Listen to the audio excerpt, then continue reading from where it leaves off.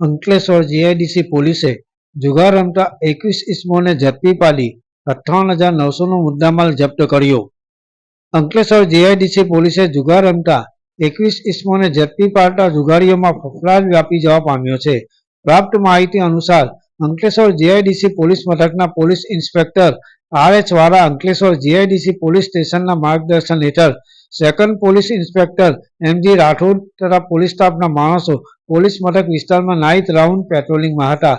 તે દરમિયાન સાથેના પોલીસ સ્ટાફને બાતમી મળી હતી.